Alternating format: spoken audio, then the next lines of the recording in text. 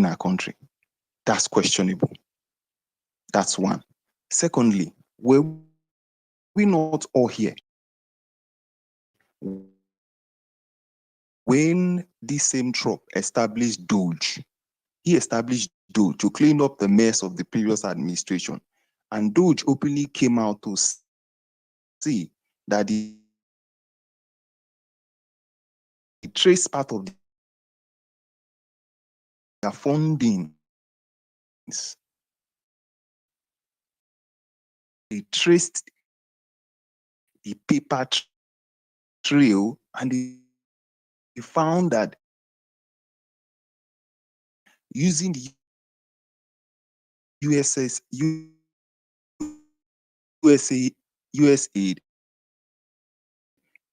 part of the US funding was going to Boko Haram on several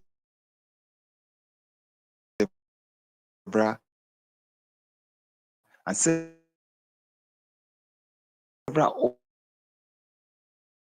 other terrorist organizations.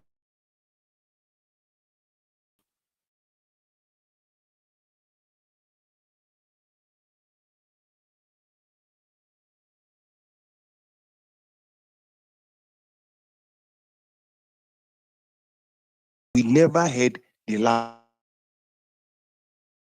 of, we never heard anything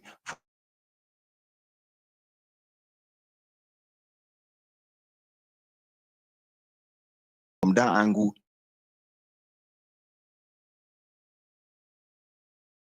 Then but let us not find ourselves in a situation whereby those who are funding this so-called military organization are the ones who say they want to give us help. Because that is how the handwriting on the wall is looking like to me, as far as I'm concerned. Because if they sincerely in their hearts truly want to help us, they should follow what is called the due process that they know. First of all, we know that US is a country that is all-knowing. One of the easiest ways to tackle this terrorism is to follow the money trail. Most of us know how much it costs to buy one single bullet of an AK-47. These guys, how are they getting the money to fund themselves with this sophisticated weapon? Once you can trace the way the funding is coming, you've literally picked them apart completely. Without even engaging them with guns and weapons. Once you trace where they are getting this funding from, where they are getting these weapons from, you have literally crippled them completely. They have not even exploited that avenue. This same US that's all knowing, that have all the intel in the world, that have all the satellite that's watching over literally everybody. They've not been able to provide us with the names of those who are sponsoring these people. Are they telling us that they don't know? Of course they do know. They are aware of everything. We were here when I think it was under Jonathan, I think 2015, where they carried out a military operation in Nigeria, and they picked up one of their citizens that was by these so-called intelligence. They did it cleanly without nobody. They have all the intel you can possibly require in regards to this Boko Haram, but they are not interested in all that. That's not what they came here to do. They want to put food in a sovereign country. So my message to Nigeria is: let us be careful in who we call to come and help us, so that we won't find ourselves in a situation where we're going from frying pan to fire. Because that is the handwriting I'm seeing on the wall as it stands like this. If they sincerely want to help us from their hearts, they should follow the right process. Provide us with intel with those who are sponsoring these people. Provide us with training against counter-terrorism. Provide us with military hardware like they are doing other countries that we can see for ourselves. Ukraine, for an example. They should go through that process. When they've exhausted all those processes and the insurgency continue, then they can now contemplate on even talking about putting foot on, because it's technically is an act of war, whether we want to agree or not. By the time you bring in your military to a sovereign country, it's an act of war, directly or indirectly. That is what it is. So before we even get there, they should exploit this other option if they are seriously sincere in helping this country. If that is their real motive, Some people are saying stealing of resources. I say no. Anybody who's talking about stealing of resources does not understand the issue of now. Your resources have completely been looted. Do we still have resources?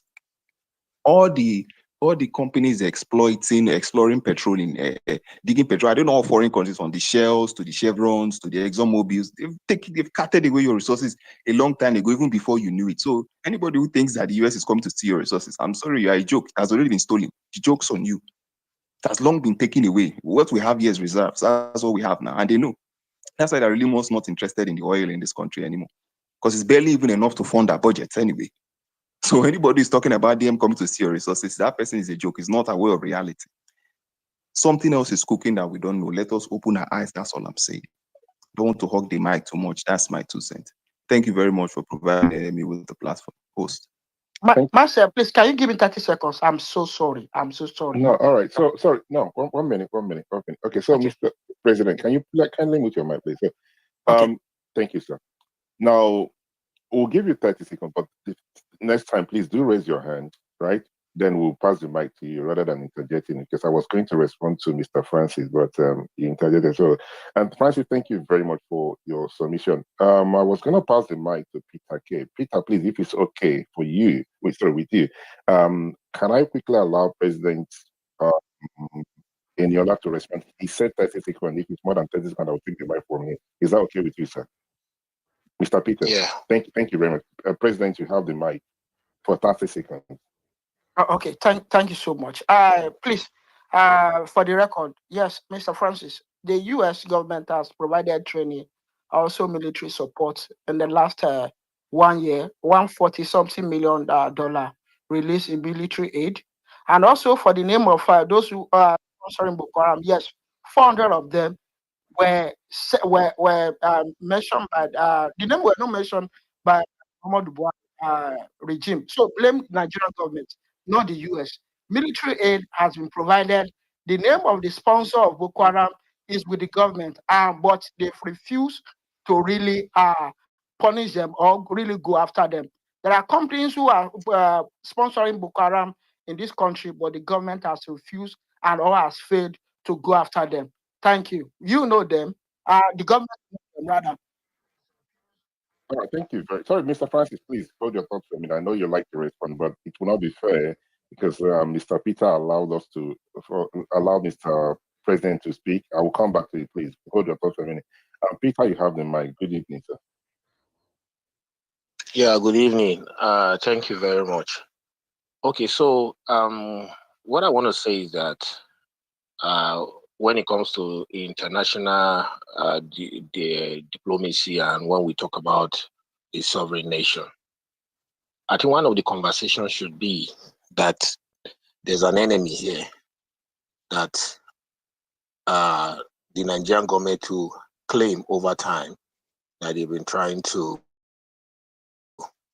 get rid of.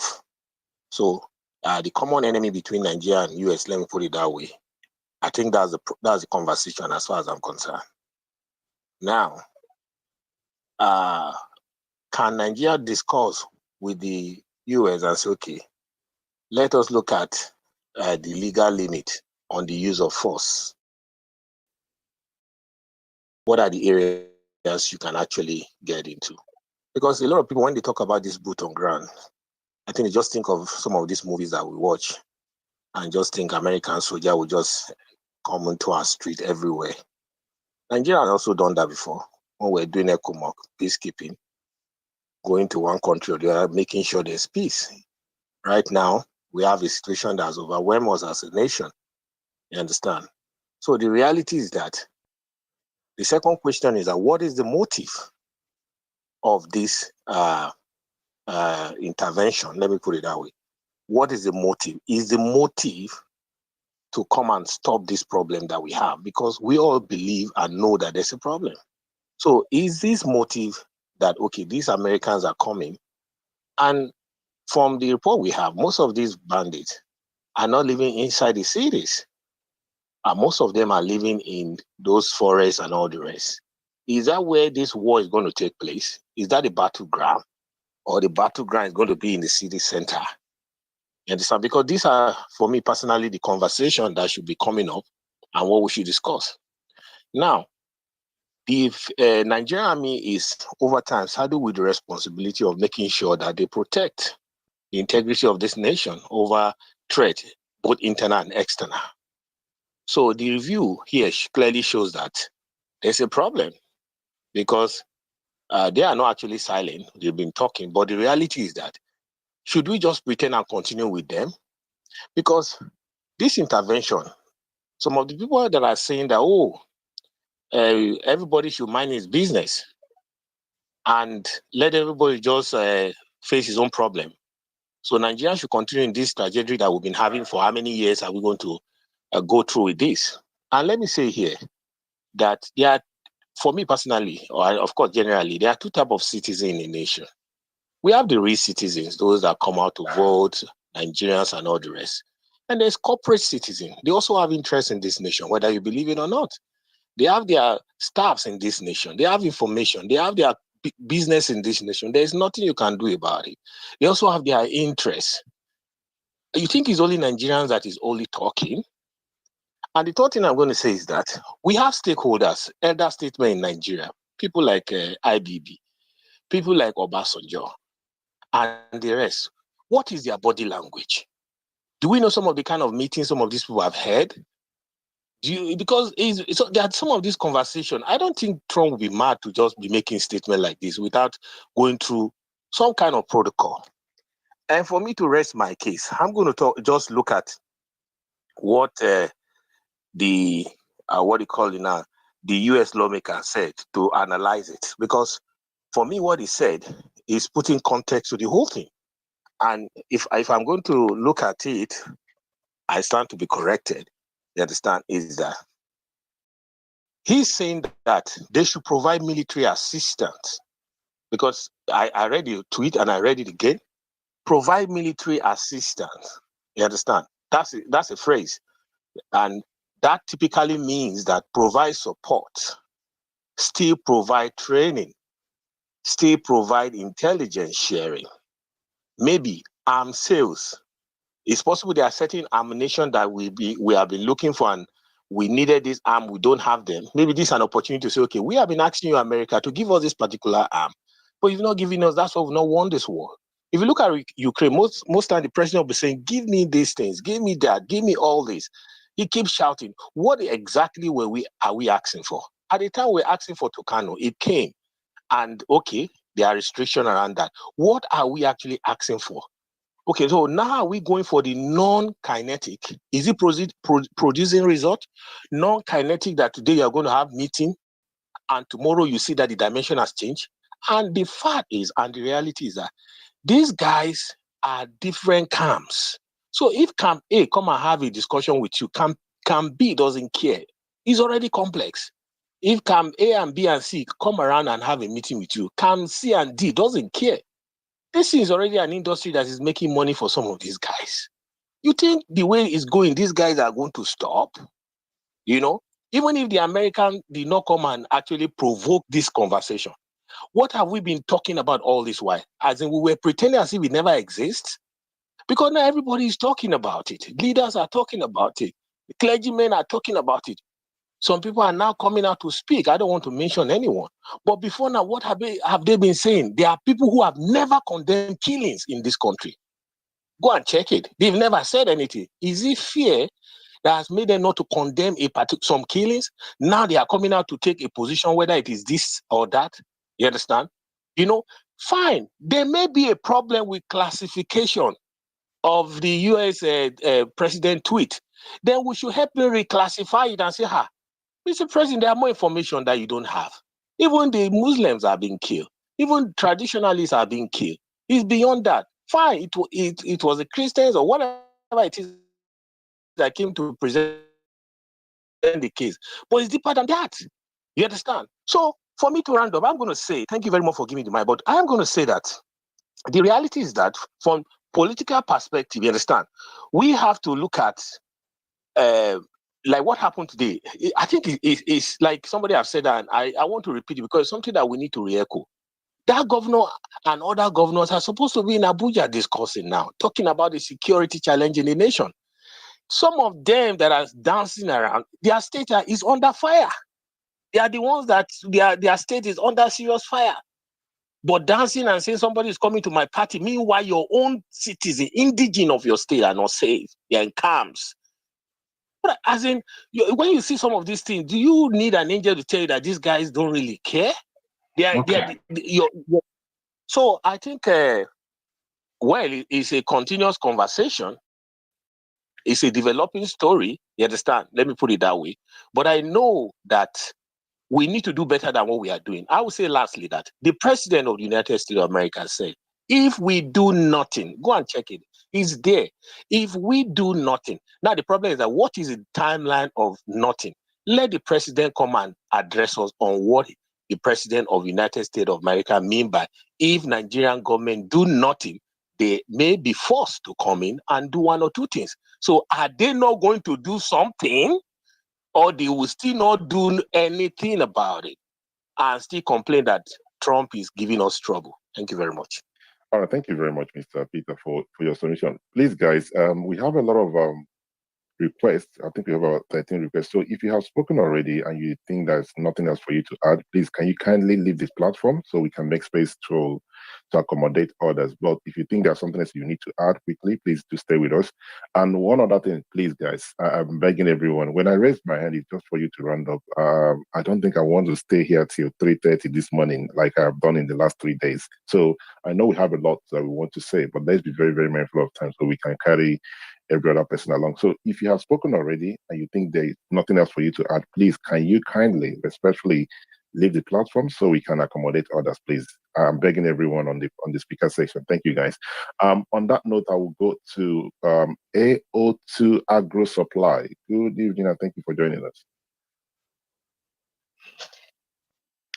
Good evening, everybody. Please, I hope everyone can hear me. Yes, we can hear you, sir. Okay. Thank you very much for the platform. I've been speaking on the same thing for the past few days now. And at this point, I will first of all want to start by telling all of us, I'm not trying to be the harbinger of bad news, but we are all doomed. Yes, we are. Now, let me start by explaining how we are doomed. Let's assume that Trump decides to make a press statement now to say that they are, due to public pressure or whatever it is, that they are no longer embarking on whatever it is he has tweeted before. What that will mean is that there have been an automatic morale high in the camp of the terrorists. Don't forget, everyone on Twitter, on everywhere, championing that Trump is trying to come and invade us. Trump is trying to wipe Muslims. Not all of them are patriotic. Many of them are either terrorists or terrorist sympathizers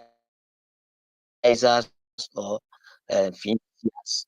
So they are just selling that thing just to see how they can pressure Trump not to, and then carry the population along. And should they succeed, and then we say, okay, we've gotten it our way, and they go, what will happen is this: there will be intensified terrorism action. For the past 3 days, the military have been dishing out back-to-back victories, and many of them have been debunked, and we found out that some of them are actually throwback pictures they are bringing out to make it look as if they're actually doing something. And that is dangerous. And now let's assume that the Americans say, okay, we don't have any problem. These people say they can handle it. Let's let them handle it. What is the assurance? Just this morning, I read in the papers, I think Sahara report also, 17 people killed yesterday. They are no longer coming, and that is none of their business. Then we are doomed. Page unchecked. Don't forget, we have many of them, even the government and some. They are problem is how to fill them out. It's in public domain. The problem I have is not even with the terrorist citizens themselves. Nigeria the most docile set of Sorry. citizens. I apologize, Mr. AO2. I'm not sure if it's from my end, but it would appear that your line is not clear. We keep cutting off. Please, those on the speaker section, are you guys experiencing the same thing? His line is breaking. Your line is breaking. So, Mr. AO2, please, if it's safe to do so, can you kindly leave the platform and rejoin? Because I do not want a situation where somebody will misquote you, right? We are still going to be here. Don't worry. We're not ending anytime soon, right? If that's okay, sir. Thank you very much. As we pass the mic to, okay, go ahead. Are you in a much better place, sir? Okay, it's no longer here. Let's go to Mr. Willie E.A.C. Sorry to the host. Let me just quickly respond to what that guy said that I'll drop so that someone else can take over. Okay, 1 minute, sir. You could have, you should have raised your hand now. That's the way. Oh, Okay. God, Nigerians, man. Okay. One minute. Let me. No, the reason why I didn't raise up my hand, 1 minute. I didn't want to seem like I'm trying to take another space. You understand what I'm saying? No. 1 minute. Can you move your mic for me, please? Okay. When you raise, I know that you wanted to respond to him, and I will pass the mic to you. But what I'm trying to do is, at least let it not would appear that it's only myself, you, and other people, and those here, who have been here. They are not being considered, right? That wouldn't be fair. So what I would do is, Mr. Willie E.A.C.C. would have been the next speaker. But if it's happy for you to respond in a minute, please. It shouldn't be more than a minute. I will pass the mic to you. So let me quickly ask him, Mr. Willie, are you happy for Mr. Francis just to respond quickly? If not, you have the mic, sir. No problem. Thank you very much. Mr. Francis, please go ahead. Let's not take more time, please. Thank you. Okay, I apologize to the host. I just want to say something and I want to drop so that someone else can take up my position. The last person that responded to what I said, I don't know his name again. He said, we spoke about the intel that I mentioned. He said the US are aware of the names of their sponsors and they've handed it over to our government and our government have refused to do anything about it. So that's kind of a funny response because what that implies is that the US are aware of those who are sponsoring, yes? If that information he gives is any credible. Because the reality of this whole thing is this whole battle of insurgency can be stopped without necessarily applying physical combat. If you follow the paper trail in terms of finances, follow how they get their hardware, and you bring an end to that entire process, that brings an end to all their whole operation. But no, we are not thinking in that direction. What the US is more interested in is setting up military base in Nigeria. So that's enough reason for Nigerians to be suspicious.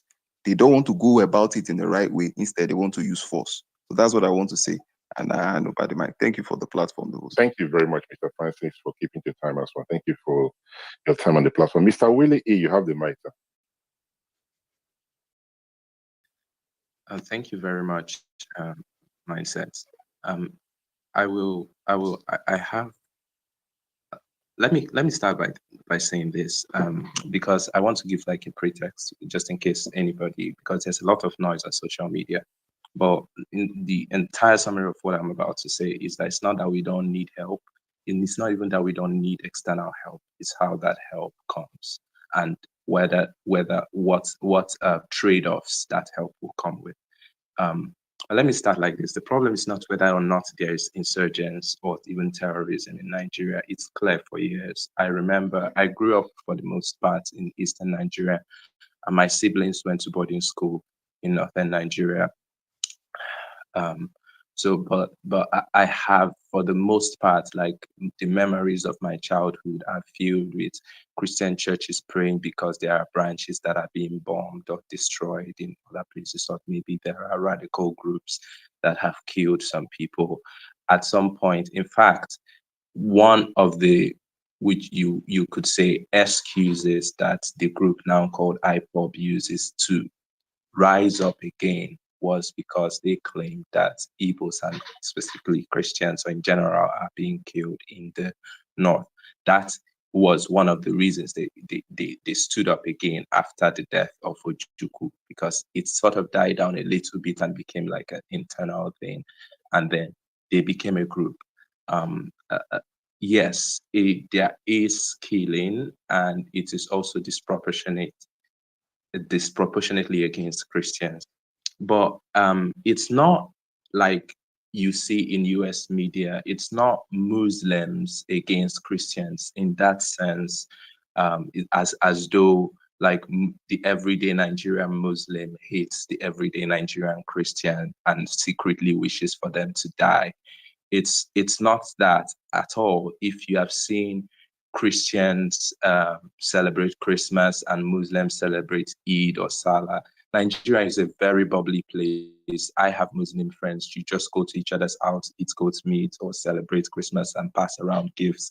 Nigeria is split down the middle when it comes to religion, and people are really friendly with each other in these celebrations. It doesn't represent like the vast how do you call it, the majority center or something like that, the vast middle of Nigeria, the vast majority of Nigeria. Um, those killings do not represent the feelings of the everyday Christian or the everyday Muslim in Nigeria, but it is definitely there, and it definitely happens, and it definitely happens disproportionately to a certain group. Um, Also, there is insecurity elsewhere, like some people will rightly point out, like in the east of Nigeria, where you have some people who will not allow you to go to work on Monday, or you have kidnappings. So let me even say this, right?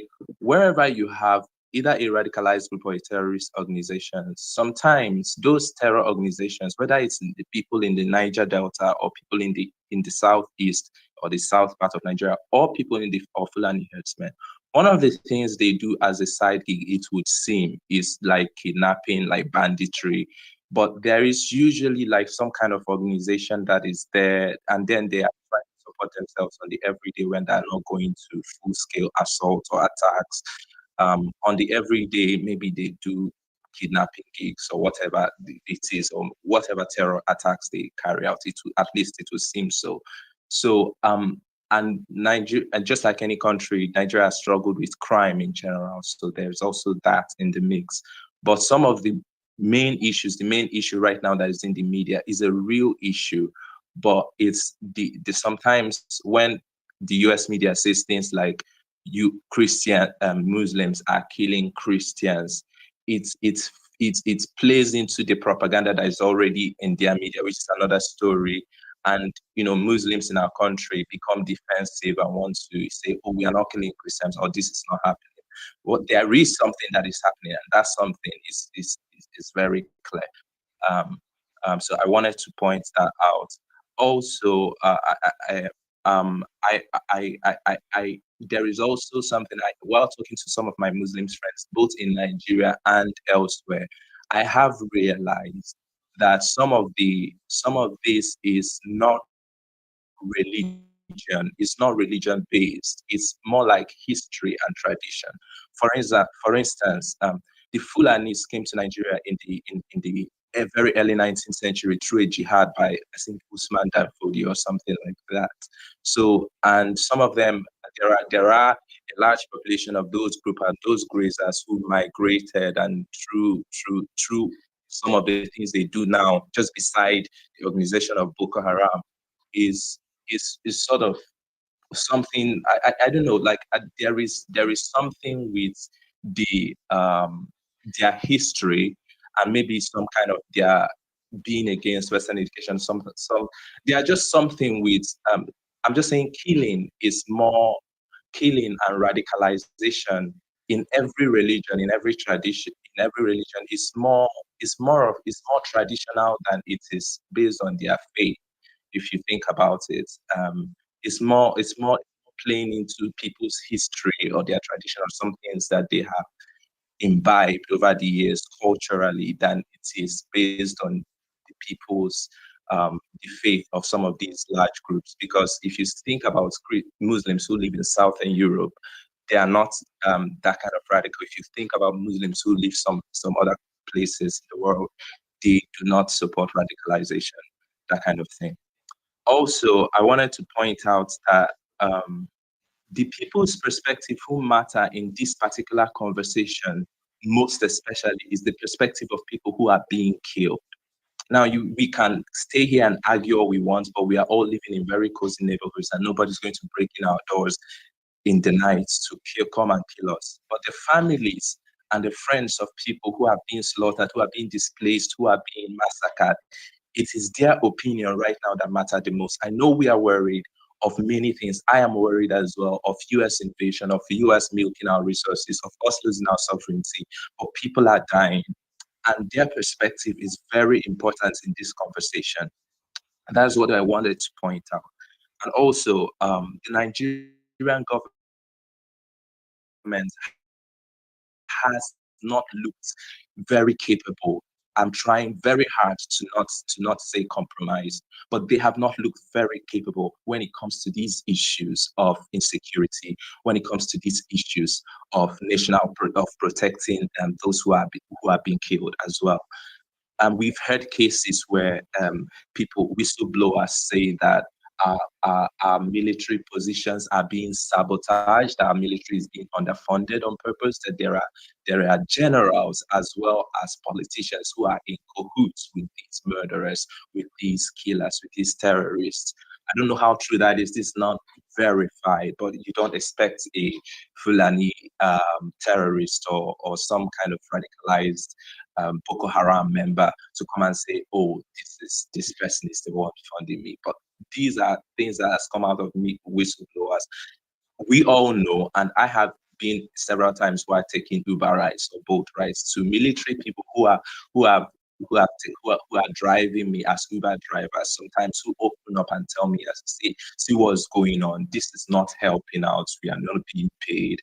A military person fighting in Sambisa forest ends up getting paid 50,000 naira a month. And the 50,000 naira can't even transport him on a one-way bus transport to his hometown after fighting. And that is a really sad problem, and it's real. It happens. So we do need help. We are in a desperate situation.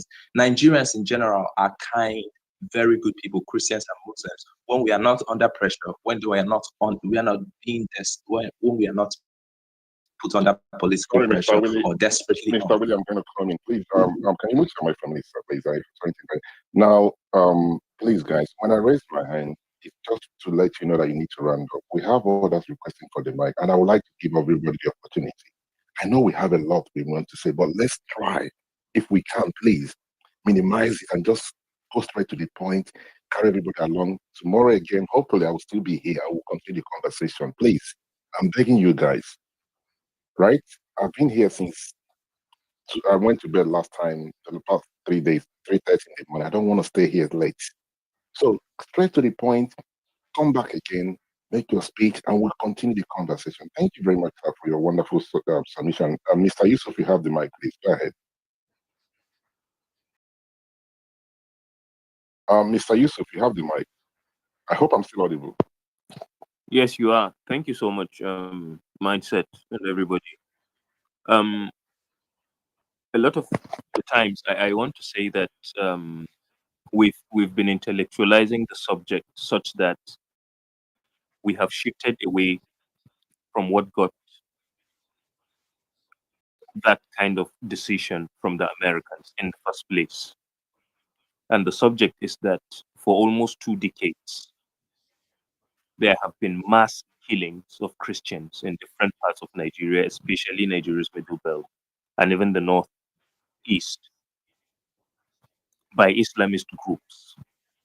And for these years, the attitude of the Nigerian government has done nothing, especially from 2015, other than enable not just the growth of these groups, but how emboldened they are.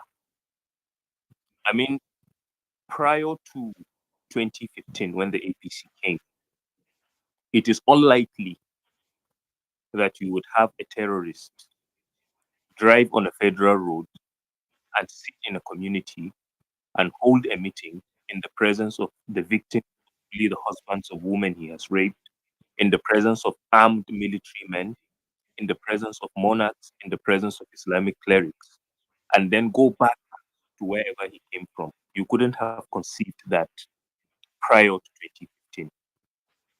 But over the years, there have been killings and killings and killings. And for the 8 years that he was in power, many people didn't know what was happening, even in Southern Kaduna. Many people didn't care about what was happening in Benue.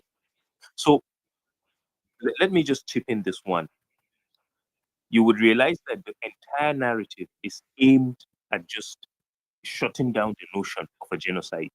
The simple reason is because once it is identified as a genocide, it is not just the United States, but a foreign country, not necessarily the US, has the moral and legal responsibility to not only come in and stop the genocide, but to punish those who are responsible for it.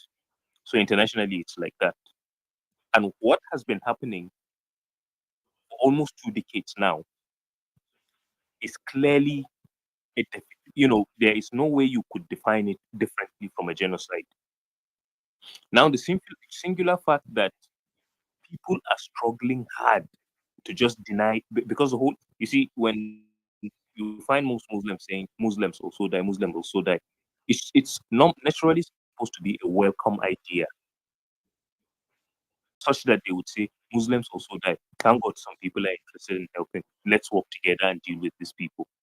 But the only time they talk about Muslims also die is to simply say it is a lie, there is no Christian genocide. So you ask, why is there the denial of a Christian genocide? It's simply because it's not just a matter of giving military aid or teaching Nigerians anything on how to crush the terrorists, but it's the fact that this time around, identified as a genocide, they are tracing, or the law is coming hard on those who are responsible for it. And a lot of people keep saying there are alternative ways the US can come in and all of that. I'm not really sure. I haven't checked that. But the amount of funds that Nigeria has received from the US from 2015 till date, I don't know any other African countries that has enjoyed it. But then, like I said, I don't have all of the details. But I think Nigeria tops that chart. It's not just financial, but in terms of military aid. But the question you would ask yourself is, good luck, Jonathan, Obasanjo, none of them put together enjoyed either military aid, either military training, either financial aid from the Americans like Buhari did. And the primary aim of basically releasing those funds, as should have been, and those training, was to crush terrorism. But the reverse continued happening. The groups grew stronger. The group metamorphosed and became linked to international, to ISIS. The group spread, and then the government continuously sustained a narrative that the killers are just herders, they are not Islamists. Foreign nations, not just the United States, have all of these details. And all of them have aligned. Everybody has his own interest. It is only naive countries like Nigeria that did what they did in Liberia, Sierra Leone, and during the apartheid regime in South Africa, expecting nothing in return. In today's world, even Nigeria will only engage itself in helping any country if there is something in turn for it. So it's not the end of the world. So when people keep saying the US should help with military intelligence, the US should help with this, they have been doing it for more than 2 decades. Nigeria has been at the top of benefiting from those things, and it has done nothing. So it's a clear case of genocide. The whole narrative that is coming is simply because the criminals that have sponsored it understand that this time around, it is not only the foot soldiers in the forest that are going to die, they will also pay for it. And that is why all of this denial is. So I will just say, let us not shift the conversation to the story of whether countries are interested in resources or not, and focus on the fact that women, children have been massacred genocidally for almost 20 years, and that needs to stop. Thank you so much, Mindset. Thank you very much, Mr. Yusuf, for your submission. Now, if there's anybody on this platform who has followed this thing at least in the first for the last 5 years, maybe more, but I would say the time I realized, get to know what you have done is yourself on this platform. Now, does this argument that we want Nigerians are happy for the America to come in and help, but some persons like they're not comfortable having boots on ground. Do you support the idea of the U.S. military being on ground in Nigeria? Do you think it's something that we need if that's going to help? Do you think that's what we need? Mr. Yusuf, if you don't mind responding to that question. All right. And I don't necessarily believe that Trump's notion of engaging simply means they are going to flood the country with the military because they are not ignorant of the complexities of the country. And you will also understand that it is the killing, it is the genocide that they hope to end. And then the response he gave to Nigeria was that if the government, the perception is that it is the government that is refusing to do it, which is basically true because you don't explain a situation where you are seeing terrorists. There is a video where you see men of the Nigerian army in the midst of these guys on their bikes, giving signal and telling people to clear the road for them to pass. They shouldn't engage them. So it's clear. So I don't think it is a matter of bringing people to boots, putting boots on the ground. I think it is more of something that will be surgical. Surgical in the sense that it will take out the terrorists from their location. And we could see that they have been trying to, I mean, the borders in Niger have been fully locked, whether from their borderline with Nigeria or from the other parts, Chad as well, and all of Chad particularly, and all of that. So they are beginning to move around because their sponsors understand that it's going to change. So I suspect the likelihood of surgical airstrikes, and beyond that, possibly targeted, strikes to unlikely even the sponsors that are in high places. That basically is what I'm looking at. But the idea of putting, bringing a lot of manpower and all of that, I don't see. I don't actually advise that route, but I would fully welcome surgical strikes, and then I fully welcome targeting the sponsors, which is basically possible, which is likely eventuality. Thank you, guys. Thank you. I'm sorry, guys. I could have I've abandoned every one of you. Now I have not. There's a reason I'm asking these questions. Please, I hope you guys understand. Now, Mr. Yusuf, the last question before I pass the mic to the next speaker. Lindsey Graham has tweeted about this, and Mike Pompeo have tweeted about this. What do you make of those tweets? Where do you think this is heading? Do you think there's a chance that this will not happen? Do you foresee a situation whereby the government persuade the American government just to back down and give them time? But looking at the persons looking at the speech from Lindsey Graham, what do you make of it? Well, there are certain voices that when they jump into conversation, you don't take them for granted anymore at certain points. So I think at this point, it is almost a situation where they would say to the Nigerian president, the ball is in your court. And by the ball is in your court, I simply mean you are not unaware of the intelligence regarding these killings. So you would either act, even if you don't engage the terrorist on ground, but possibly with the list you have, regardless of how connected or distant the culprits are from, the government. Possibly that would mean demonstrating that I'm ready for business, which means we would start seeing, if they are playing in government, we start seeing suspensions, we start seeing arrests, we start seeing eliminations, and then we start seeing airstrikes on these people. So unless you demonstrate that completely, the the the the policy of the government has radically shifted in regards to its dealing with the terrorists and whoever it is that is in government or whoever it is that is highly placed that is responsible for it. That might be the only currency that could hold anything.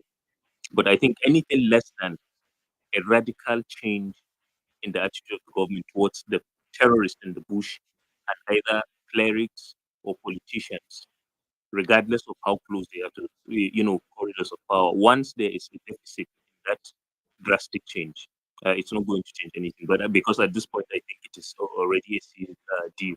We can only be looking at the manner of, how they will tactically engage. But I don't think at this point that there is a chance anything is going to change, especially if the president does not, take advantage of the opportunity at his disposal. Yes, I agree with you. As I said to the other speaker, that I'm a little bit worried because Lindsey Graham is not somebody you just take for granted. He is GOP and GOP is Trump, and that's where we are. Thank you very much, sir. Mr. Igwe, you have the mic. Good evening, and thank you for joining us, sir. Oh, good evening, everyone. Good evening, Mindset. Thank you for giving me the opportunity. So, I think I want to start from the fact that our media tried somehow to change the narrative of the tweet from President Trump, and that's what people have been running with since 2 days to and past 48 hours now. The tweet came in two batch, and he specifically mentioned about like helping the government solve the situation, providing the assistance necessary. Then the last part of it is if he doesn't want to do it that way, then they can put boots on ground. And everybody left the first two things that he said, where he said about the assistance and everything, and running with narrative of putting boots on ground, and that's been the problem. Now everybody's saying they want to take our resources and all that, and I think it's from our media. Maybe from the current government, that's the way they wanted to paint it, and it's not doing good to the people, to the victims of this terrorism. You understand? Because these people have been crying out for so long. It's not like it's not as if that it's not today that US started talking about terrorism in Nigeria. It's not today. In fact, in the last time Trump was the president of like before this new tenure, he met Buhari and asked him why is he getting president in Nigeria. He asked him, and he provided the assistance with him before the new the Democratic Party came in and he started again and all that. So this narrative of you have a motive now, why now, why now? No, they have been talking about these things for a very long time. In fact, there's this guy on my timeline that I've known him for since like 2018 or thereabout. He has been I think he grew up in Jos and he has been tweeting about this killing, posting pictures as of 2018. And that 2018 he was studying like Trump and most of these US Congress men on these tweets. So it's not a new thing. And people are now acting as if US just found interest in Nigeria. No, people have been talking about it for so long, so long. In fact, like a few months ago, the Pope have to like tweet about killings in Nigeria. The Pope in Vatican City. So you see that it's because of the way our government has treated this thing. That's why it's gaining this kind of momentum, and it's a positive thing for the victims because now at least the terrorists can at least take a break. They know the light is on them, so those victims now can at least sleep at night. But what I found out that most of us from the southern part of Nigeria that is living comfortable in Abuja, in Lagos, in Onitsha, anywhere we are, like we are not looking at this thing from the victim perspective. We are just talking about resources, resources, resources, but nobody's talking about the people that have died, the people that have lost sisters, brothers, even lost their child, pregnant women that we are killed and all that. Nobody's talking about it. You're talking about resources. To me, I don't care about the resources. I care about the people that have died. Those people should be the one we are talking about. Those people should be the one to say if they want Trump to bring his military men or not. It's not us enjoying in our comfort zone. You don't have any problem where you stay in Lekki, or you don't have a problem where you stay in Abuja, or you want somebody in Benue State in Nasarawa to not to like at least get a relief from what is going on. So I think the way we are pushing the narrative of putting boots on ground, putting boots on ground is not the main thing. The main thing is now to hold the government accountable, not telling everybody that Trump is not coming to save. I can't explain to someone in pain that Trump is not coming to save him because he will not understand it. Because even Trump is not coming to save him. Nigerian government is not saving him or the person. So the way we are pushing this narrative of boots on ground is not it doesn't sit well with me. And even the US have like other speakers of the US have given us assistance many times. I think I still remember I watched a video where someone was saying I think, during the Chibok girls, they were supposed to like go in and get the girls. They were supposed to gas the terrorists. But when they gas the terrorists, they find that they were wearing masks. So it was still intel from the Nigerian army that told the terrorists, look at what we are planning to do. So you cannot say the US have not given us assistance. They have given us enough assistance. Even some from the assistance, the USA that Trump Council, some of our politicians looted from it. I think that's part of the reason it was cancelled. So I don't want US to like put boots on ground like the way they say it, but from the victim perspective, I don't think if I'm the person living in Benue or Nassau, I don't think I care about any resources at the moment. So that's what I want to contribute at the moment. Thank you. Thank you very much for your explanation. Mr. Ezekiel, you have the mic, sir. Thank you. Mindset. Mine is at least is Zaire have said most of the things that I wanted to say. The truth is, our government, the current APC, have not shown competency and readiness to eliminate or to degrade or to end the killings of Nigeria across every state in Nigeria currently. I don't support Trump foot on ground, but he did not say something like that. I don't know why most people interpret it that way. What I see from him, he said Nigerian government need to wake up and do the needful, or else they will come in and take the terrorists. So if there's anybody that should be angry or bitter now, he should be angry with our government who failed to protect us. Because if our government show capacity or show determination to eliminate these murderers, these terrorists, we will not even have this conversation of Trump even anything or trying to even threaten or whatever he said in his speech.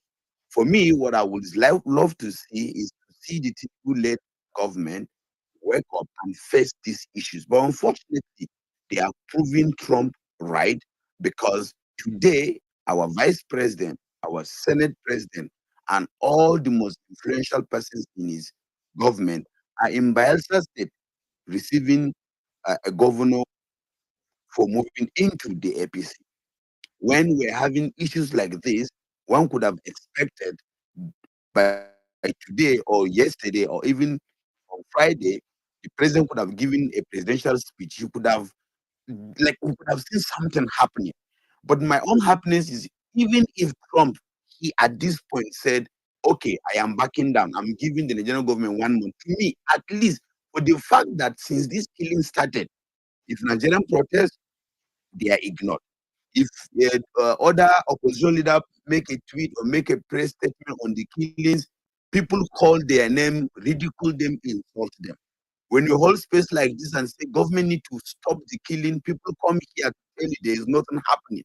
People deny the undeniable. So for me, for the fact that the tweet from Donald Trump has made presidency beginning to even dish out, even the propaganda they are dishing out alone means that they have acknowledged that there's a problem.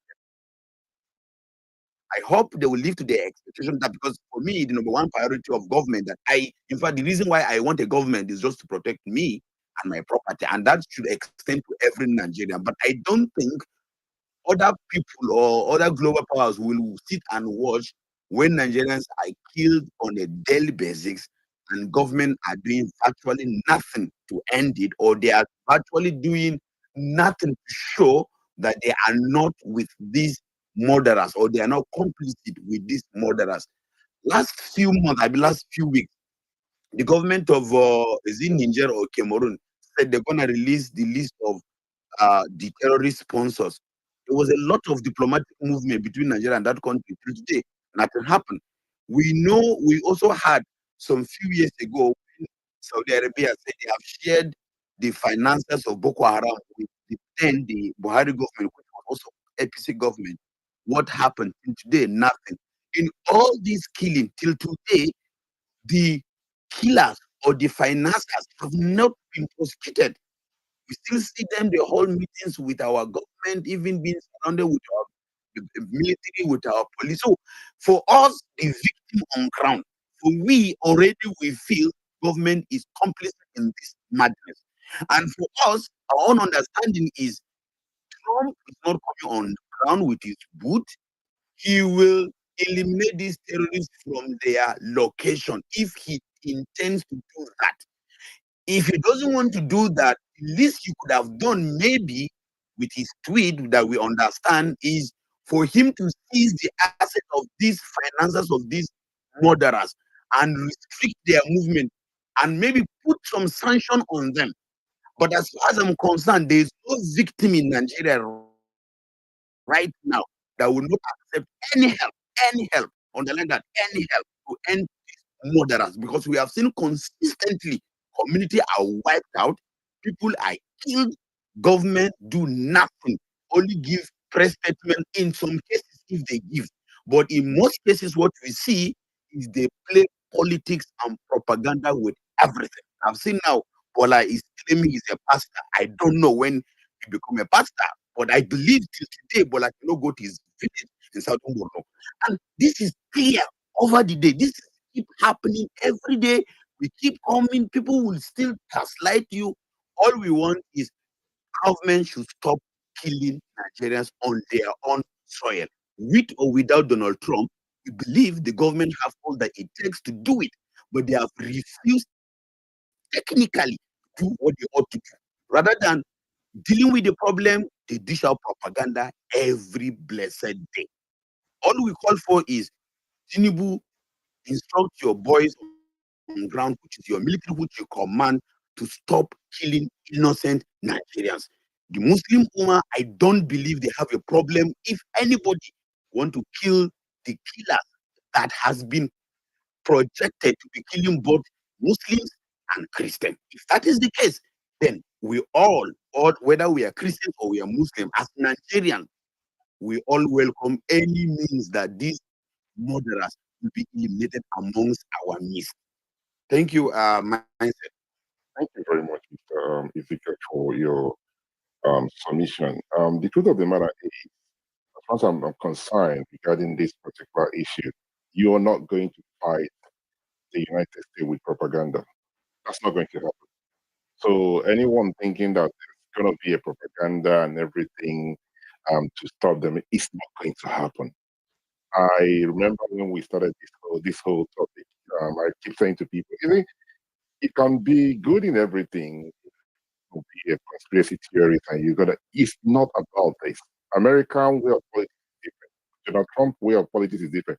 The Republican way of politics is different. And when you see some certain voices, you know, in the Republican, then you know we have a problem. When I say we have a problem, it's not as them coming in is the problem, but just telling us that don't believe that you're going to use propaganda and everything. There are people that when they speak, you realize that we're going to listen. And for every single day, it's not getting better, right? When I mean it's not getting better with those who are using propaganda. Then it's not going to work. For every single day, voices are coming in, they are coming together, they are putting things together. As we on this platform right now, I will not be surprised if anything happens tomorrow because of the individuals who are involved in this. It's most likely they are going to do what they want to do. And I really like the point that some of us on this platform has made is that the government are not even taking this serious. That's the thing. That's the thing, because a serious government would do something. Daniel Bola, I'm not sure if he's a pastor. It was 3 days ago I realized he called himself Pastor Bola. One of the reasons we are where we are is because people like Daniel Bola messed everything. People like Reno Mokri, they messed everything up for the government. And they're still putting him on television to continue to represent them. That is how insensitive and how clueless this particular government is, in terms of the problem. It's 13 minutes past 12. I promised myself that I want to go to bed early. On that note, I'll pass the mic to Mr. Nicholas. Nicholas, you have the mic, sir. Thank you. Thank you, Mindset. Thank you, everyone. Good evening and good morning, everyone, depending on where you're speaking from. Mindset, thank you so much for the opportunity. I believe you can hear me. So, question is, do we have insecurity in Nigeria? And the answer is yes. Insecurity is real, and is even becoming worse, especially under this administration. As I speak with you, my parents are in a foreign land somewhere along the Taraba Benue axis, from Takum, and they've been displaced from their ancestral home right now. My father had stroke since 2016, and my mother has been suffering with that man. And right now, they are not in their home. They are running for their lives from X-Men. 2 years ago, one of my in-laws was butchered. Um, 3 years ago, one of my cousins was also butchered. It would start um, issues bordering kettles and entering farm, and then before you know it, it becomes two quarrels. And before you know it, results to them coming over the night, burning down the house, killing anyone they see, and that's it. The people there are in great trouble. There's nobody to help them. The government is not even recognize their existence. So there's insecurity in Nigeria. It's real. If you're not yet a victim, either wait for your turn or pray you'll never see it. Um, do we, the answer is yes. They are coming to help us currently because I'm a victim, though not directly. I could answer that I'm indifferent because I don't know what that might mean. But there is saying that we are drowning, even a floating wood could represent hope, and even a shadow cast in water could seem like something to stay. So in situations like that, just like what the speaker has spoken, if you're a victim, if you have experienced it, you really know what it feels like to be in a country where the government does not recognize your existence, where the government does not recognize if you live. The roads are very bad. The people there are peasant farmers. They live only on farms, and it's unfortunate that even the farms for the past 10 years it has become disastrous. You don't go to the farm, even the little they're able to do, the Fulanis will run into it, eat everything. You don't have the, you can't say anything. Basically. You just watch them eat up your crop and go because there's nothing you can do. If you start anything, you're dead, your house is burnt down, and everything is gone. So I've been following through the reactions everything for the past few days. Um, so far, what we've been doing reactionary, like Nigerians will know how to irrationally react to situations. That's what a lot of people have been doing, and the media is fueling a lot of propaganda about it. Those that have not been, who are waiting to be victims, are also turning the whole stuff uh, upside down. Some because they're enjoying the government presently, they don't think about what tomorrow might be for them when they're no longer there. They're not thinking in that way. Um, I think part of the reaction could be because of Trump's unpredictability. You never can tell if what he says he is going to act upon it or not. And because of that unpredictability, a lot of people are skeptical what's going to happen in the next couple of days and they're right. Um, but but this is my opinion. I think Trump had already achieved half of what he wanted. He needed Nigeria's government attention. He's getting it. You might see the media shouting those attack dogs, speaking on behalf of the government, according to them. But in reality, that man, the president, is already communicating with Americans as to how you be out of this place. So I'm sure that Zeta is going to do something about it, or something is going to happen. We don't know, but we hope that it's to be for the interest of Nigerians. Um, the next thing that Trump will be looking for is to strike a deal. We know he's a businessman. So I think there was time he echoed when Buhari was in government. There was a time he echoed about issues with Nigeria and we went to visit him. Now, there was rumor in the media that he would like to visit him. I don't know how true that is. I'm reading again that that's been aborted. I don't know if that's going to end up. But Trump has achieved 50% of what he was looking for. He's now looking for the other 50%. And as a businessman, he's definitely going to get what he wants. Uh, Either way, he's going to get what he wants. Um, well, I don't know. The only thing, if I'm to advise Nigerian government, I would advise that they do something about this insecurity because it is real and Nigerians are dying. Thank you very much. Thank you, Mindset, for the opportunity. I appreciate it. It's the first time I'm speaking here, and wish all of us the best. Thank you.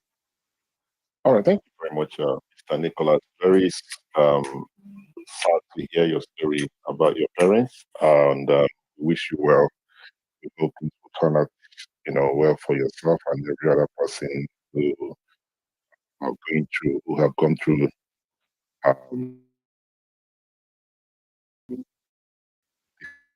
in a, this difficult period because of insecurity in Nigeria. Now, let me quickly react to some of the things that you said, and I've had a lot of people talk about it.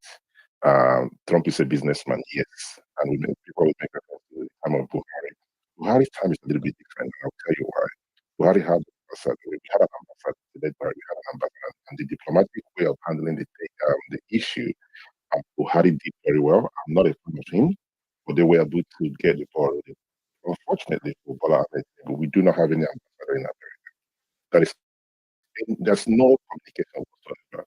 A few days ago, Daniel Bola traveled to Washington. I'm not sure who he met in Washington. So we do not have any channel to communicate. Even if there's going to be an agreement reached, we don't have anybody as it stands right now. Maybe as we're having this conversation, perhaps they'll put somebody out there. But in the last few days, there was nothing there, absolutely nothing. Now you heard that there will be a meeting. There was no meeting. There wasn't going to be a meeting. It just, you can't fight this thing with propaganda. You can't fight this thing, with bloggers and what have you, and those who are on your side who turn against you with conspiracy theory. Not America, not this Trump America. This guy told you that they're going to bomb Iran. He told them they're coming, and he did it. Right? I am not here to amplify that Trump should bomb Nigeria, but as a country and as a government, this government has failed. They have not, done what they need to do, and they are, I do not see anything to say that these guys are not going to strike. My thing is, let's find a way to minimize the casualties if there's going to be any. I do not think we need boots on the ground. But thank you very much, sir, for your submission. As I pass the mic to Mr. Tijani. Tijani, you have the mic, sir. Good evening. Good evening, sir. Mindset. Good evening, Mindset. Can I you can hear hear me? you, sir. Please go ahead. Okay. Lately, we've actually been talking about Trump coming in, the thousand to eliminate the terrorists very fast, easy, and quick. But then again, at the same time, they also gave the government a chance to do what they are supposed to do. For somebody who is serious, one thing, I think this is actually the very first time one of the dullest of dullest is actually ruling us, and not just him, his supporter and every single person around them. They are very, very unserious with what they've been doing lately. They talk more about politics, their party, and everything, trying to think maybe Nigeria will become a one-party state, trying to favor reward system and everyone. Now look at the state that these people have all they come to APC. Okay, fine, you guys are in APC. With the masses, we are not saying anything. We actually voted on you, the party you belong to, but now you guys have all the camp. We are not saying anything. Especially by something like this happens. It's just like your mother now telling you it's better you put your house in order before I come in. Or just like your father telling you it's better you just fix the house. Put things you are supposed to put in place. If not, you're going to pack out from that house. And when you pack out, I'll put it in place and I'll give it to your younger brother. You get that kind of friend, right? Now, automatically, if the bulb is spoiled, you are supposed to buy a new one. You don't even need somebody to tell you this is where you are seeing. Now, this is the case of Nigeria. They've been playing politics. If you want to win the people, if you want to win the masses good, you do the right thing. You don't wound people with propaganda and politics all the time with fake statistics. We are seeing what is going on. People are actually tired in this country. I believe people in Abuja and Lagos, those living fine, those being fine, some of those people shouting about resources. I believe it because they are living fine. They are not in state. Oimini, as of now, as we are talking, people are actually dying in Oimini local government in Benue State. You can check that up and verify. I have a friend who told me some people just moved in not quite long and they started killing their people since yesterday because this is a brand new day already. You get the point. Now the governor, the governors of all states, automatically they are the chief, what's it called, the chief security officer of the state, right? The governors of all states, the commissioner of the state, and every other person. It's not just the NSA meeting with the service chief and all of them sitting in a room, no just and nothing, no aid to put things up, no, like you get it just as if they are there discussing about the person and every other thing. They are not serious, very unserious people. The military posted something and the video is actually 3 years ago. I even have it on my phone before I saw it. I was about saying something before I started seeing people talking about it. You get the point? Now the president now knowing such a thing like this is happening. The world now is watching. It's no longer you versus your local politics with your local supporters doing your normal propaganda, trying to play both the one in power and the opposition. So nobody, so you must do your 8 years. The first thing you are supposed to focus on is the governance. You just wake up, those people that have been negotiating, you act as if you don't even know them anymore. You go out there, you don't. One thing about I could remember my uncle. Yeah, Nigeria was such a strong country way back. I could remember my uncle, right? My grandfather, right? My grandfather brother. So I could remember those days they went to Liberia. Those days they went to some of these places. ECOMOG. Nigeria was one of the strongest countries. Nigeria was one of the strongest African countries way back when they went to ECOMOG, South Africa, outside and the rest. And there was a day when this negotiation of it started when I visited him one day and I showed him. I didn't even show him. I was reading. They don't negotiate with Boko Haram. It was like negotiate with terrorists. Those days they don't. The moment they find out you are a terrorist, all they need is just go ahead. The data, as far as the data is 100% certain, these people, okay, fine. These people are in what is called, these people are in okay, no local. They just go there, all of them, they waste them off. For these days, they start playing politics with everything. Now they are saying things about it. When people are coming out, the Muslim are dying, the Christian are dying. Nobody is arguing that part. That is why insecurity is affecting everybody. So what are we supposed to do? We are supposed to come out, tell these people this is not even time to play opposition, time to tell the opposition leader to come and do what they are supposed to do. You guys voted for them. You guys played your propaganda, whether it's been rigging, whether it was the rigging whatsoever. It's not. We don't care. You should do the right thing. Call your service chief. Call the governors of the state.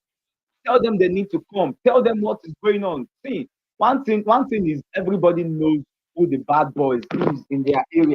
If you are staying in a place, you know the bad person. If they should steal your property today, you know the person you can meet and tell him, bros, I know if you farm, as some of your boys come to farm. So this is not the time. So since they are the government, they are supposed to go after these people at this stage. Do what they are supposed to do. I am not praying Trump to come in, but to be very honest with you, they have the data. I believe with what Pastor posted, right? There is already somebody else going after him. Now, to show you how unserious the people are, you are holding a position. This is no longer the age of you're holding a position, you just sit there, you don't want people to reach out to you. You are not a boss over anybody. You are a public servant to us. You are there to serve us. We are supposed to reach out. As a matter of fact, your act is supposed to. As a matter of fact, when things are going on, we are supposed to reach out to you at any time. Sir, this is what is going on. What is the way forward? You get this is not the time you think nobody should reach out to you. You don't have a social media space. You are just there. We don't even know. We don't even know if verified. We don't even know if it is you. Some accounts are parody, so we don't even know. So it, it's time we start moving towards that civilization too. As at the time of Goodluck Jonathan, we know where our GDP is, but today it's just propaganda. The truth is we don't even know how our GDP is. In Zamfara State, there is code in Zamfara State. You get, and we don't even know if Nigeria, we don't even know those people mining the gold in Zamfara State. The rare earth mineral they are talking about, I believe it's just recent some people actually know there is rare earth mineral. But there are people that have been talking about it for a very long time. Before all of these bandits actually started in Zamfara State, it started because of the gold. Yeah. Yes, the government are the ones. We don't even need to pretend anymore. The government, you see this APC government, they are the ones sponsoring the bandits. We don't even need to hide or play games anymore. They are the ones sponsoring, not even, we don't call them bandits. Terrorists, they are the ones sponsoring and doing most of these things. That is why they don't sorry, want to. sorry, Mr. Tijani, I've got to come in because I did raise my hand just to let you know that your time is up, but unfortunately, perhaps we didn't say it. So thank you for your submission. On that note, I'll close the mic to Fatima, I think it's your name. Fatima, you have the mic. Good morning. Okay, good morning to you, mindset. Okay, so I'm going to first of all start by believing that no man is like a ocean of knowledge, but then there are two things you cannot be a layman in, which is history and politics, because they affect the fundamental of they affect the fundamental aspects of our life, from literally how we breathe, eat, walk, talk, live, clothe, feed, everything. So there are two points to talk about when discussing this whole matter, I believe, is first of all the Nigerian government and then the United States government.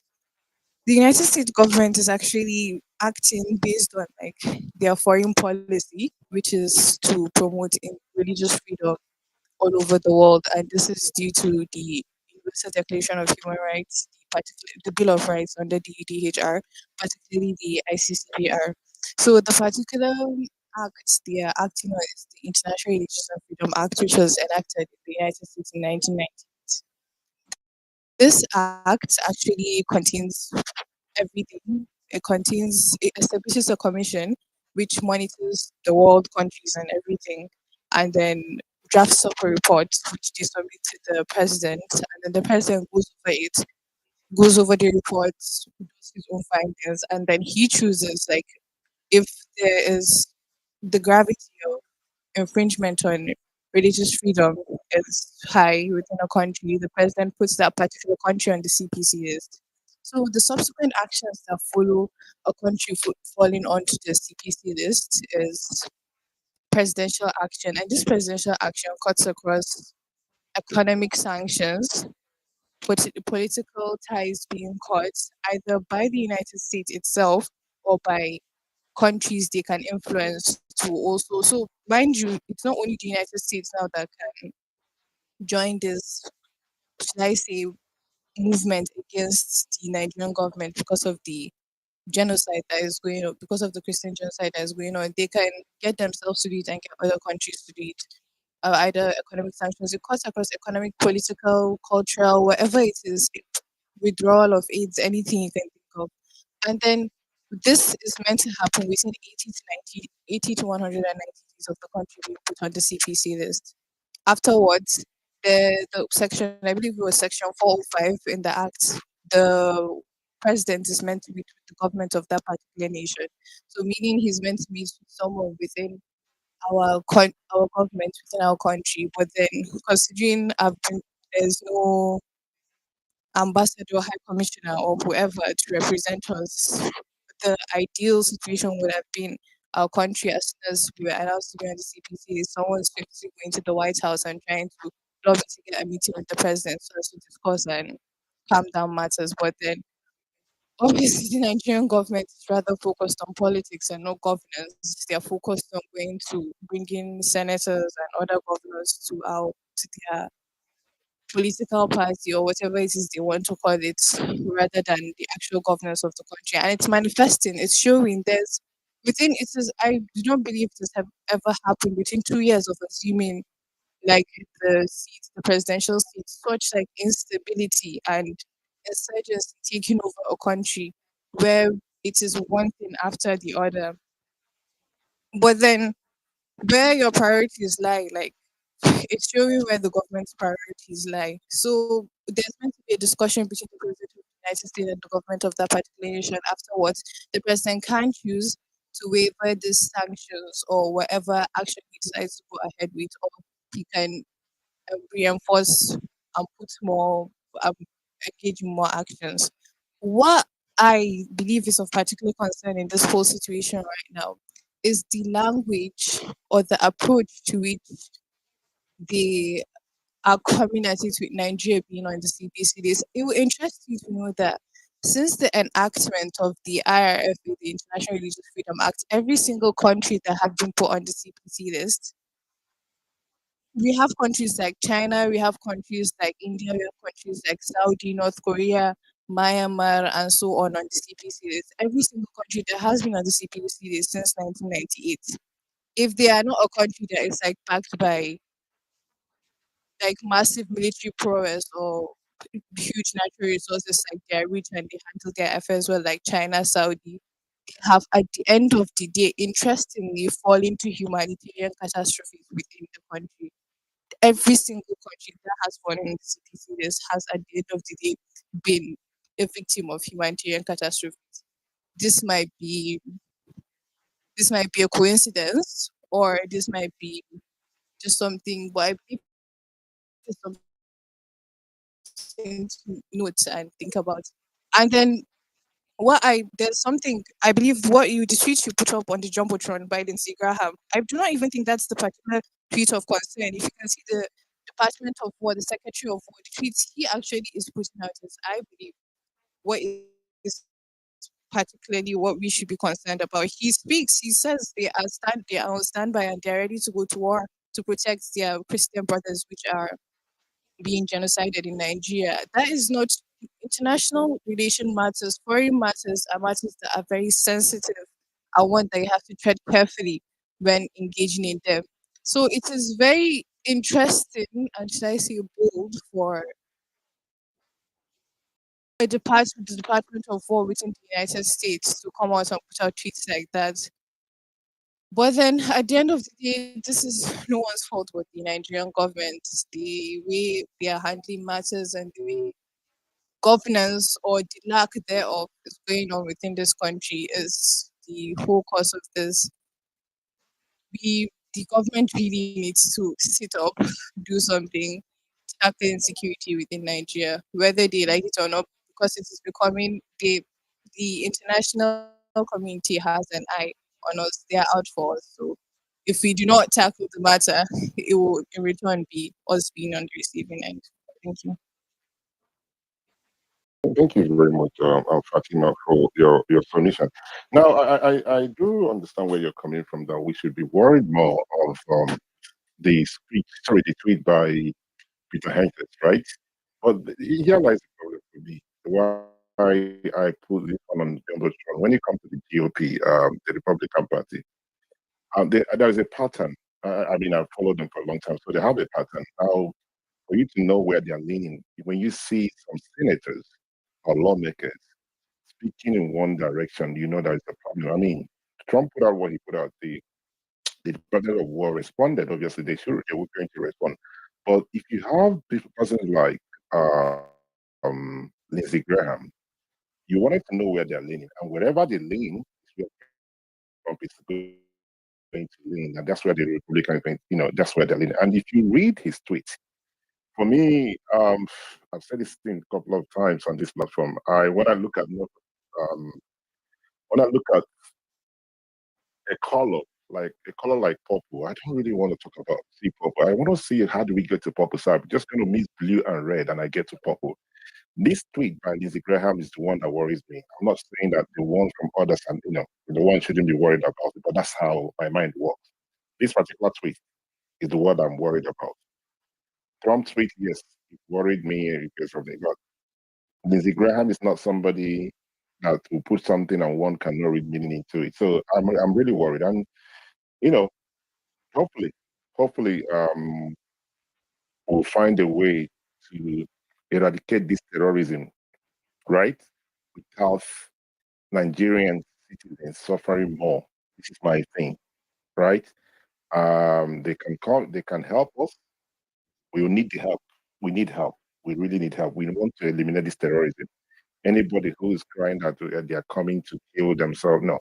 I want the United States to help Nigerians to eliminate these terrorists wherever they are, whether underneath the bridge, even on this platform, if they're here, they should come and kick them out. That is my own thing, right? But I'm worried. I do not think we need boots on the ground. That's my thing. But in terms of them coming to help us, I'm all for it. But based on what Lindsey Graham is saying on this tweet, it would appear that most likely we might have boots on the ground. I might be wrong, and I want to be wrong in this because I do not think we need it. So let me not bore you guys. Quickly, let me pass the mic to Lenin. Lenin, you have the mic quickly, sir, because I really want to go to bed early today. Lenin, you have the mic. Okay. Nice. Thank you very much. And good evening, good morning, good afternoon to everyone, depending on where you are listening from. All right, then my contribution is just like you see, there's one thing I want us to understand um is that all these theories and all these propagandas theories you are coming up with, I don't think it will go well with the Americans. My reason is this: they are not like the Nigerian police force or the Nigerian military men that before they say anything or they are, I think they must have been gathering their information before they come out to say whatever they want to say. And I remember that Trump also during the Trump first time era, he put Nigeria on this CPC list also before maybe with the wisdom of Buhari and his team then we are removed. But now this has happened again. First, I want to look at these things from three dimensions. First, Nigerian government is having a kind of a denial of genocide. We are running at a denial. Secondly, our problem is why now? Maybe thirdly, we don't want boots on the ground. That means, and these things are very, very simple from my own point of view. First, if you are denying there is a genocide, there is a problem. We're already on the CPC list. Why do you think there is a denial? If maybe from the Christian perspective, they've consistently maybe petitioned the United States, maybe from all these years, they've been sending down their petitions, and the United States have been at least hearing that side. Oh, and they've given evidence, maybe video, different evidences. But the other side, maybe from the Muslim side, there is no, you are not complaining, you are not giving evidence. So United States have they wrong with the information they have. They wrong with the information they have that okay, there is a Christian genocide. So what are we supposed to be doing as a Nigerian government? Is to present our own information why we think, oh, it is insecurity everywhere. It does not know Muslim or Christians or animists or pagan. But Nigerian government is not doing that, but they are just trying to deny it. Why can you deny what they have their facts on? You can't deny it because they already have their facts, their data on it for a period of years. So why are you denying it now? Just tell them your own side of story. But you are not doing that. But you only say no, it does not happen. There's nothing like genocide, there's nothing like Christian genocide. It's a big phantom lie. There is genocide. But you have to give your own information, your own part, your own angle. Maybe they've only heard from one side. You did not give your own narration. But now everybody's taking out that it's not genocide, it's both Muslims, Christian, we understand that also. But they are looking at the facts they have, the data they have, the people that have petitioned them, or people that have been crying to them for help. And they are coming out to say, okay, stop this. Instead of the Nigerian government, okay, now, thank you for coming to help us. This is how we want you to help us, or this is how we think you can help us. But no, you are saying no, you are telling them there's no genocide, it's the wrong information, from wrong perspective. Secondly, you are saying, why now? Why won't it be now? Why won't it be now? When is the right time? Again, the suspicion of oh they want to come and steal our oil, they want different negotiation. Everybody just coming with different theories that is annoying me. We are not considering the victims. If your families or you have been part of these things, you'll be very happy now that oh finally God wants to intervene. You know that some villages have people cannot return to their villages. But we are here saying, oh, some people are being emotional. Why wouldn't they be emotional about this matter? Why wouldn't they be emotional? So my point is, Nigeria, look, this government of APC, sincerely speaking, I don't know. I don't know. They said Tinubu is a man that is master strategist. He knows how to select intellectuals. But sincerely speaking, this is the worst kind of appointees I've ever seen. I cannot close my eyes and open my eyes and see any man that is found among them. These are just analog analog appointees. I don't think it seems to go around with the 20 years Lagos governor, 20 years ago Lagos governor appointees or boys that surrounded himself with them that was this smart by then. They just came out from school and they are still very smart. People that do not update themselves, they are not digital, they are just analog. He surrounds himself with a lot of people that sincerely speaking, this kind of I remember during the Jonathan time, you can open your eyes, when you close your eyes, this guy is sound. These are people in the government that are very sound. Now, nothing. They are supposed to be proactive in this matter. Since we have been hearing this issue, more of this genocide, which delegates, which Have you? The Nigerian government sent out their own delegate to go and tell their own side of stories? No, they didn't go and say their own side of story. But when Trump finally taking his action, we are not coming. We are reactionary. It does not. It's a lie. This is propaganda. He wants to come and steal our oil. Which oil are we even talking about? Which deal are we talking about? Is it the oil that me and you are enjoying, or they are looting? Is it the mineral resources that me and you are enjoying, or they have been looting? Sincerely speaking, the point is this: let them stop the killing. Let the Nigerian government do the right thing. That's my point. Let me stop here. Thank you very much. Learning, right? Learning experience. I believe that's your name. Thank you for your learning expert. Thank you for your submission. I've always believed that Bola Tinubu is still very good in terms of politics, not in governance.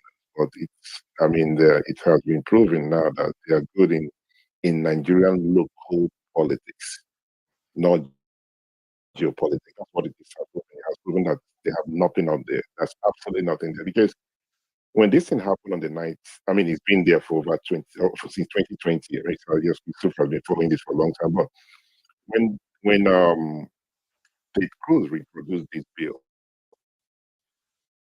on the 9th of September, right? It took almost 1 month to talk about it. That is incompetence. That is madness. That is stupidity. No serious government will wait for 1 month to respond to it. And let me tell you what would make you feel upset about this government. Now, Benjamin Kanu, I heard him say we are going to put a team together and give them 28 days. I was going to say, because of the kind of people who have on this platform, sometimes you just want to say things that you're not going to be comfortable after listening to yourself. I'm thinking to myself, are these guys? They don't understand what's going on here. The first thing you do, you send people, start the conversation. Okay, we have a problem. Okay, but the data you have is from 2015 or something. This is what it is. Nothing. They were there hitting the gravel and doing whatever they're doing. For you to see the way these people are reacting to this, that they're not even serious about it. It doesn't matter to them. They were in Bayelsa today. I'm shocked that somebody approved that this thing that happened in Bayelsa should conclude. And the vice president was, yeah. Guys, I don't know. Maybe it's me. Seriously, I just don't know. I'm thinking to myself, are we? These guys, do you think this is a joke? Every single one of them back to their state, discussing with the undersigned Nigeria, and we must talk about it. But the persons or the individuals who we have, even though some of us did not vote for them, who are governing us, eating banga soup or whatever food they're eating in Bayelsa State. This is people, and the United States senators and the government are looking at them and saying, "Look, can you see? They're not even taking this thing serious." I've never seen any. I've seen things that annoy me, but this thing today that they did in Bayelsa for allowing that whatever it is, playing politics with the lives of the people. Sometimes you just think to yourself, what a useless, what a bunch of lunatics. Sorry, guys, I'm just going to speak out. But lunatics. Nobody, no direction whatsoever. No plans whatsoever. Hence, Professor Bolaji was really upset with them. And they have not learned nothing from it. Absolutely nothing. Anyway, let me know about you guys. APC, they should try and do what they want to do. Mr. Dr. Usman, you have the mic, sir.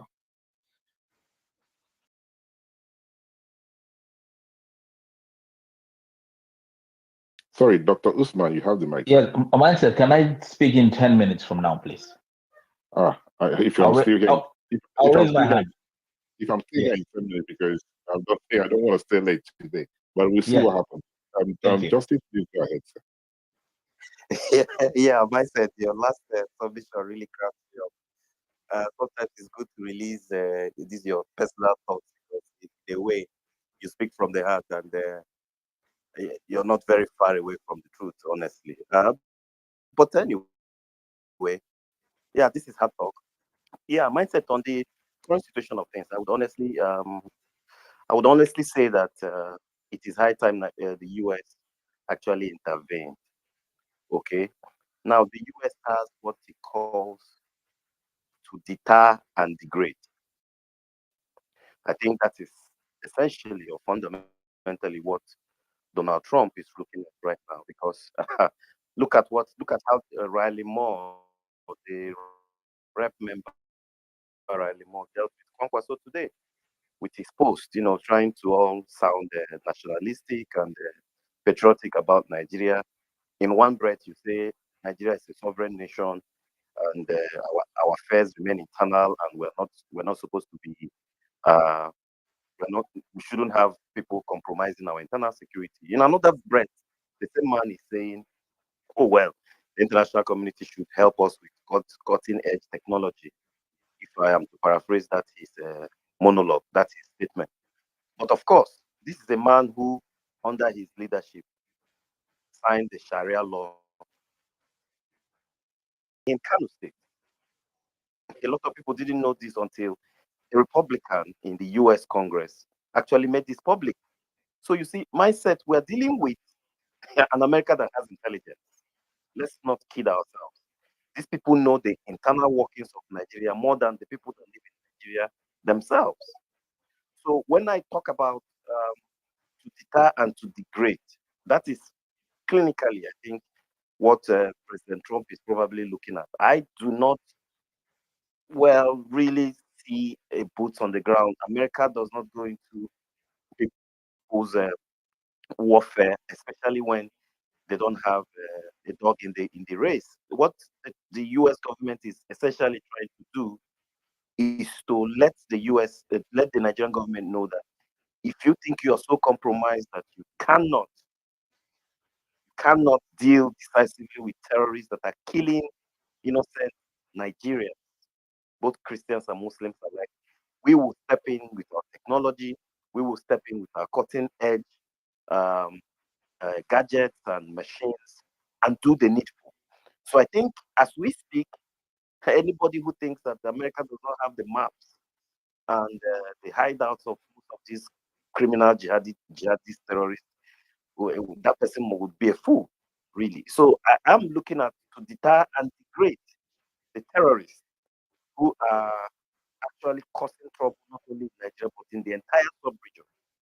So I see that as a clinical option, as a surgical option, uh, and in no way or form did President Trump actually intimate in his tweet that he's looking at boots on the ground. He just, even on his interview in Air Force One, he said all options are on the table. So it's left for him to decide.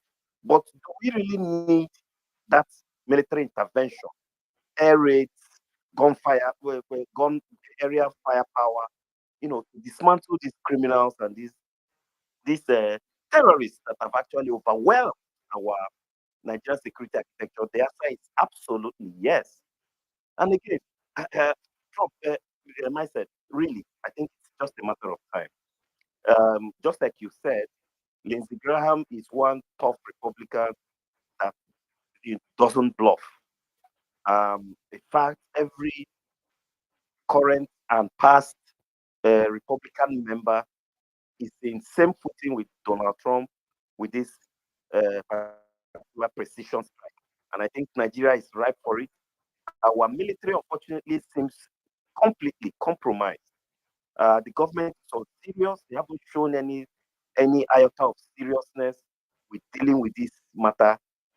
One would have expected that by now the Nigerian headquarters of the Nigerian Army, and in fact the entire armed forces, should have been giving Nigerians an hourly basis security report. Nigerians, not just the president.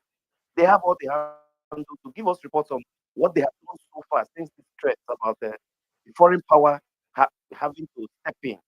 But you can see all we see on the timeline is propaganda, lies, videos and pictures of things that happened 9, 10 months ago. So you see a compromised architecture completely that is not really serious. You see them, there's a picture of the new service chiefs with the NSA civilian, it just was photo ops, and they posted it online. That's it. Nobody knows, no briefings, nothing, no pictures to show. Okay, look at the maps. These are what we're studying. Nothing, just photo ops. These guys have taken Nigerians for a ride. So I think um, these strikes will come sooner than you know it. I trust the Republican Party now under Donald Trump. They don't bluff. They will do as they have promised. And is it right for Nigeria to have this at the moment? Yes, this is what we need now to deter and degrade these criminal jihadist terrorists that are running really wild within not only Nigeria, but within the West African sub-region. And this is very necessary and very, very much needed right now, to stem the unfolding crisis. Because Nigeria is, quote, over 120 million now. If we have a full-scale anarchy in the country, it's going to blow up the entire sub-region into the Sahara Desert and into Europe. So America, stepping in now is timely. It is very much needed, and I believe they will do it surgically and clinically to arrest these malfeasance and fix culpability where culpability is. Thank you very much for mindset once again. It's always a pleasure in your space. Thank you. I yield the mic. Thank you very much, Mr. Justice, for your submission. Now, for you to understand how serious this thing is at this point right now, is Chad have closed their border, right? Have anyone of you seen that? Mr. Yusuf, have you seen it? Are you aware of that? And those on the speaker section, you can unmute your mic and speak. Yes. We saw All the right, news, so and I'm expecting that Niger might also join, and other neighboring countries of Nigeria.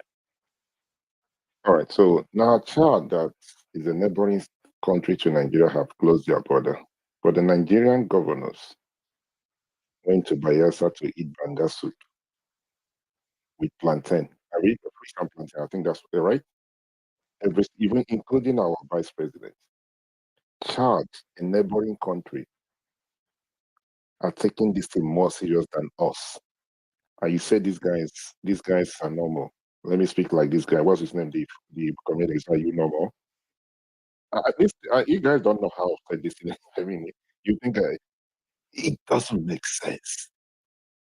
It doesn't make somebody somewhere need to find themselves in Aso Rock and sit every single one of them, both the spokesperson for the president, whatever they have there, say, okay, everybody sit down, get a chalk, since they want to be treated like kids, treat them like kids.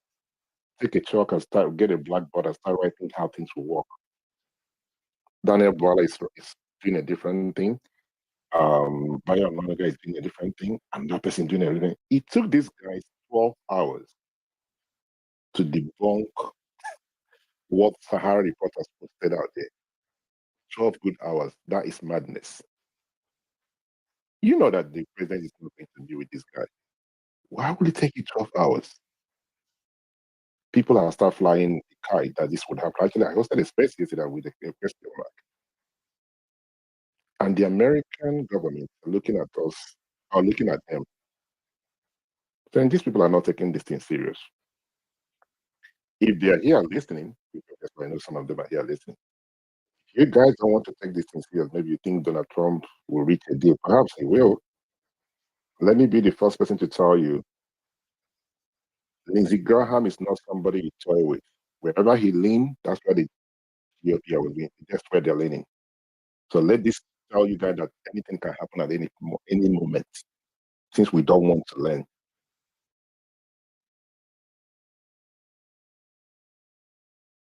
No ambassador, nothing whatsoever. And we went to Bayelsa to eat banga soup. Very useless bunch of people. Why I'm so upset about this is, when it comes to this thing, we are hoping that it wouldn't get so bad that innocent people will lose their life. But sometimes it happens. It's war or whatever they call it. But you have a bunch of lunatics wearing their white and white, eating banga soup, or eating fish and plantain in Bayelsa State. Never seen anything as stupid as this.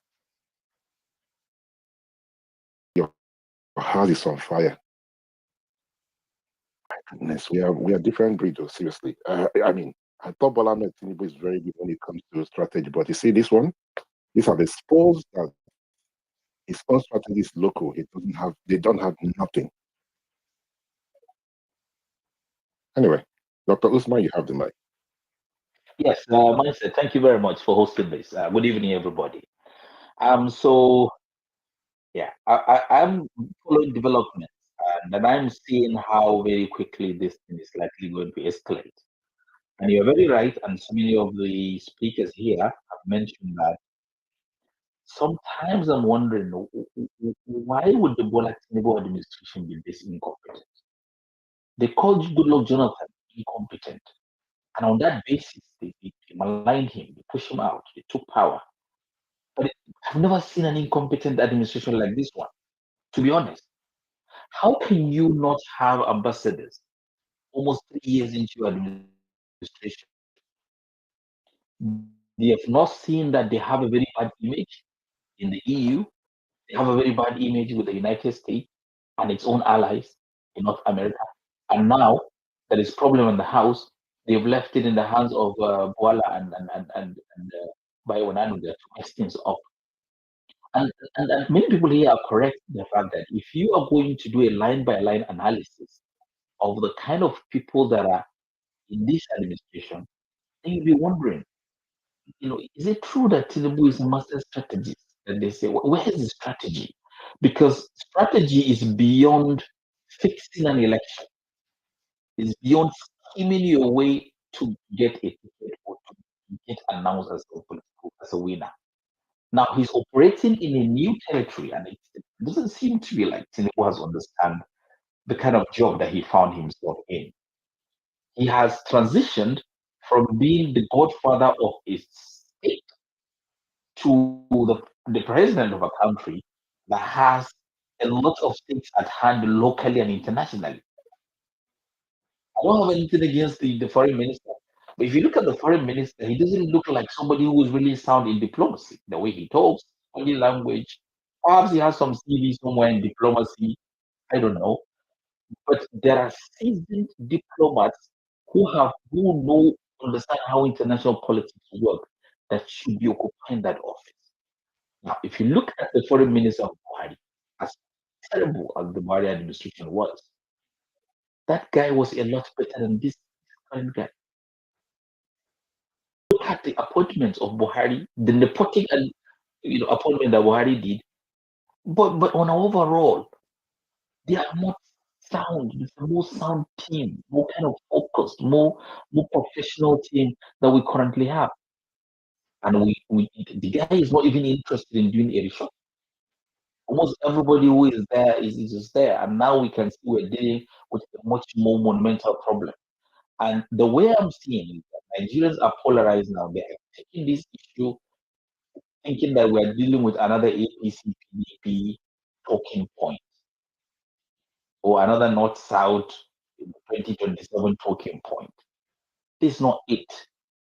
This is the lives of millions of Nigerians at stake. The people who are supposed to do the job of protecting the lives of Nigerians and their properties have failed to do that. They've spent billions of dollars to record zero result. And now, the foreign power is coming to say that if you cannot do this job, we're coming in to do it. And then everybody is talking, a new form of patriotism, as some of us who are saying that the security situation must be fixed. It's as if we are not the patriotic ones. So in this discussion, according to the majority of people that I see talking, is that we have to rally around Tinubu and show patriotism. What a very weak argument. Patriotism is for you to be able to take responsibility to fix your own country in any capacity that you can, as a messenger, as an officer, as a business person, as a leader, as a politician. You have a right to carry the interest of the country at heart and do your possible best to fix it. Is that what these guys are doing? No. But instead of us to direct our anger to the people who can actually do something on the ground, somebody who the constitution have given them the power and the funding to do. We are taking that anger to Donald Trump and his American interest that he will never listen to us. Trump will do what Trump was to do. If 200 millions of Nigerians will take to the streets tomorrow and call on Trump not to do this thing, he's not going to listen to any one of us. And it seems to me look like people don't understand the enormity of the problem that we have at hand. This is beyond calling on Trump, calling him out, calling him names. This guy has dealt with most sophisticated problems than this one. Is to look inwards, to say, look, guys, we have mishandled this security situation for 15 years. It's a game over. We need to re-architect our security strategy. We need to change certain people. We need to have clear KPIs for the next 1 or 2 or 3 months. Let's engage with these Americans. Let us give them a timeline and say, look, guys, we have taken responsibility of this mess. We're going to fix it. Give us 90 days. Let us begin to see action on ground, reshuffling, changing strategy. The all that we see is sloppy argument trying to appeal to some phantom sense of nationalism. As if these guys who are running the show actually believe in one Nigeria. They're all pretending. Because anybody who loves this entity called Nigeria, like we do, it's not going to sit in an office somewhere in Abuja with an air condition, watching people being killed every single day. Was on this from yesterday, and he said something that I agreed with. He said, you know, so he's not a fan of. Sorry, he doesn't support capital people here. You know how right, Rafa? Gosh. I mean, these are elementary things that when it comes to politics and PR, I don't know how. Maybe I don't know what I'm talking about, but it's a little things that before you put these things out, you find yourself in a very difficult position. You just got to be very, very clear with what you're putting out there, right? Measure. I mean, this is not measured 3 times, cut once. This is measured 30 times and cut once. And the American government, they are all over Twitter, or X as it's called, following what is going on. And they're thinking, these guys are not, they're not doing anything. Believe you me, right? What I would have done if I was part of them, okay? You see all these things that happened would have happened. We could have, moved it to a different day and everything. All these governors should call their House of Assembly members and show that you're serious about it. Those that have IDP camps in their states should visit the IDP camp and start making sure that people are being, getting people back to their homes. This is the thing that Donald Trump is asking for. And make sure you put security. It goes to a place like Benue State, where people were killed and some other persons have taken over their lands. Go to places like Plateau State and say, yes, the people, I mean, this might not be equal with some of you, but this is the reality for me. Because you need to show this guy that you're serious. Those people occupying this land, this is not their land. You have to start gradually getting all these families back and make sure you put security there. Not only Americans, people like myself, every reasonable Nigerian will see this and say, you know one thing, guys, we might not like this guy, but they are trying or they are doing something. The governor should reach out, start putting out statements and say, this is it. Show this guy that you're doing something. But no, they are thinking about 2027. And somebody will tell me that these guys know what they're doing. This is the most stupid thing I've ever seen. A country that's been threatened and they are going to eat. I don't know what kind of fee they gave them in Bayelsa State that somebody would, in their right mind, not think about this. I don't know. And so before we round up, I said it before and I'm going to say it. Some of you might not be comfortable with it. I must commend Mr. Peter Obi. I must commend him for speaking out. I'm one person that always call him out in terms of the way he put out his tweet and everything. But I must commend him. Yes, some of his supporters felt that it's not a good thing for him to speak, that he should not speak.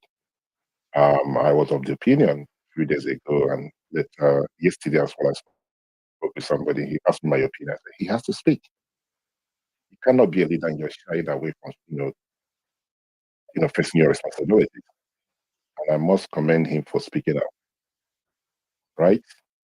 We need help. Nigeria need help. And the way he crafted that tweet, yes, some people felt it's a bit watery. I do not think there's more he could have done because it's a very sensitive issue, but he handled it very well. So I must commend him for that. Hopefully, moving forward, we get leaders who will find a way to speak to the people, and the people will understand that Nigeria belongs to each and every one of us. One thing I'm hoping for, which I will not be surprised if it is when people will start pointing fingers on the tweet, and he decided to come and explain it. I was going to say something, but I don't want to be rude to him. He should leave the tweet the way it is. He have done his job. If people are not comfortable with it, let them put their own tweets. If he decides to come and explain why he put out what he put out, obviously it's part of his way of doing things. I will be very disappointed with him. That tweet is good. He called out the government incompetent. He felt that America, we need help. They should come and help, but that's what we need. We have to be honest about this thing. This is not about, he's not playing politics with it. He's being honest about it, in my view, right? So on that note, guys, it's been a very interesting conversation, and I must thank every one of you who has contributed. If there's any other thing any other person would like us to discuss, perhaps we will do that some other time. I can see that we have still other person requesting for the mic. All right, so let's make a decision right now. Sorry, what's your name? Mr. Yusuf, are you going to bed? If those on speaker station, are you guys tired? Are you guys want to go to bed, right? Mr. Yusuf. Nobody's responding, so it would appear everyone is sleeping. So I must well go and look for. Yeah, mindset. Can we just add like 15 minutes before we can round up? Maybe a few more people want to talk. Yeah. I mean, I just wanted to take your permission. For me, I would like to go to bed, but I don't think it's fair for those who have been waiting to speak. I wanted to say, do you guys think we should bring them up, and then are we going to do that, or should we just round it up and come back tomorrow again, as I've continued in the last 4 days? Okay, co-host, let me make a decision since none of you want to respond. Bring those people up. Everyone requesting for the mic. Can you kindly bring them up, please? Okay, no problem. All right. So, Mr. Usman, you wanted to say something before we round up. You said, right? You have the mic, sir. Yeah, so I'm just saying that if there are more people who want to speak, let them speak. But probably I may just want to add one or two things down before they bring new speakers up. For me, this 2027 thing that they are more interested in is going to rock the whole boat for them. And I do not see why a politician would get a chance of 4 years to actualize his dream of becoming a president. Whether he won or he rigged, it doesn't matter. Why would somebody destroy the existing 4 years he has as if that 4 years is nothing? The next 4 years is what there is. That is something that I cannot wrap my head around. I have never seen a politician obsessed with a second term like what I'm seeing today. And then I'm asking myself, why this obsession with the second term? Why not do your first term? Put in your best. Put yourself out there. Let Nigerians decide. If you win again, fine. If you don't, you go home, you retire, you enjoy your money. But this level of desperation that I'm seeing, bringing everybody into the ruling party, is a very, very dangerous trend. It's what is going to cause the destruction of these guys. And in hindsight, the historians or analysts are going to look at what's happening today and say all the evidence is on the wall that you cannot eat your cake and still have it. Thank you and good night. Thank you very much, Dr. Usman. I made my prediction few days ago or a few weeks ago about what I think would happen in 2027. If you ask me, I will give you what my prediction will be. The dynamics have changed, and it's quite a very difficult one because I think the government are still focusing on 2027. There might be no 2027. There might be no 2027. That is how serious this thing is. And hopefully they will see the handwriting on the wall and start working towards how to respond to this thing, right? Thank you very much. Uche, is that Uche? Well, it's been a while. How are you? Good morning. Yeah, good morning, Mindset. It's been a while, honestly. I have been quite away from spaces for a while now, and this conversation is something that I'm not able to, or to be part of it. I was in a place a while ago where um, the conversation, of course, the host is not from Nigeria, and we have also Africans in the audience where we were discussing this very topic, a lot of conspiracies and people talking about how America is trying to take over our resources. I was just discussing with a friend this evening, and I told him that there's something this thing tells me. What really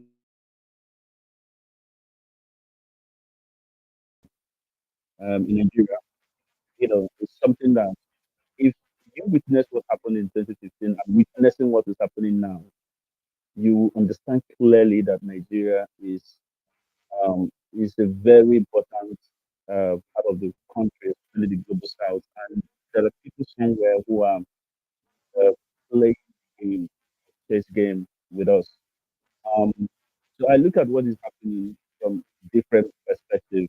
From the point of view as somebody who comes from the southern Nigeria who have uh, seen the crises that that are happening in the south and of course in the north, um, and the sentiment that is very popular within the political zone where I come from. And if I look at it from that point of view specifically, and I will tell you that look, a lot of people are very happy with this. It is something that is currently, excites a lot of people, especially the people who are pro Biafra. And the reason is not perfect, and because this is something they have been clamoring for from the one. They have been calling for the Republican candidate, Donald Trump, to intervene, and he has finally agreed to intervene in Nigerian situation. Then, from somebody from this part of the world who is not, I'm not pro Donald Trump. I never supported him, but I have been somebody who is very critical of him. Not that I support Democrats either, but I do not support his approach on, on so many issues. So I think looking at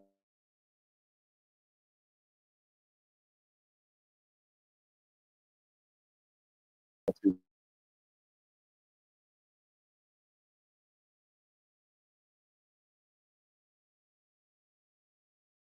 Nigeria. However, if you look at the current reality on ground, where you have the people in the middle belt um, um, crying, calling for help, their communities are being wiped, their communities are being replaced, their population are being depleted. If you look at all these things and the reality on ground, some of them farmers, they are no longer going to farm, they no longer have access to their farmland, their ancestral land. There's so many things happening. Many of them are in IDP camp, and the Nigerian government has somehow looked away. They don't care about this. They are not doing anything to reverse the situation.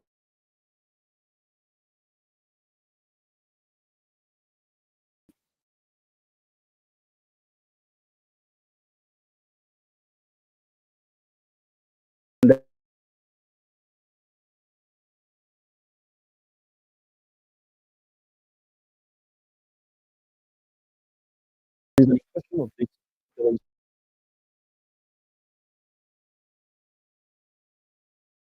activities towards the south. Christians are the ones who are raising awareness, and now there's a response to clamp down on the people who are killing the Christians, who are somehow being classified as Muslims. Now, if Muslims say that they are also being killed, I mean, the Muslims are also being killed. I mean, that is the popular opinion from some people from the north. If they are saying that, they're claiming that these same people that are killing Christians are also killing them, I think it's only right that we have a consensus that these people should be eliminated. Whatever anything that would be done to make sure that they are eliminated, that should be welcomed by every party and shouldn't be seen as Christian versus the Muslim. Because if you look at 2013, in 2013, the northern leader brought to OIC, right, to intervene when they were offering amnesty to Abubakar Shekau. And he refused to accept the amnesty, and they wrote to OIC to intervene so that he can accept the amnesty and, of course, settle the insecurity at the time. But he refused. So, but the point is that the northern leaders look beyond the shores of the country for an intervention. They look beyond the shores of the country for for solution. So why can't that same thing happen, for from Christian leaders who are looking beyond the government and not now? This is where conspiracy theories, whether it's going to be true or not, this is where it comes in. Because if you look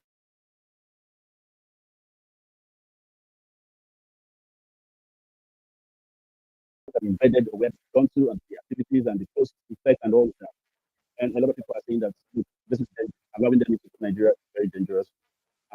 It will be tantamount to decimating and taking our resources and all of that. And the people who are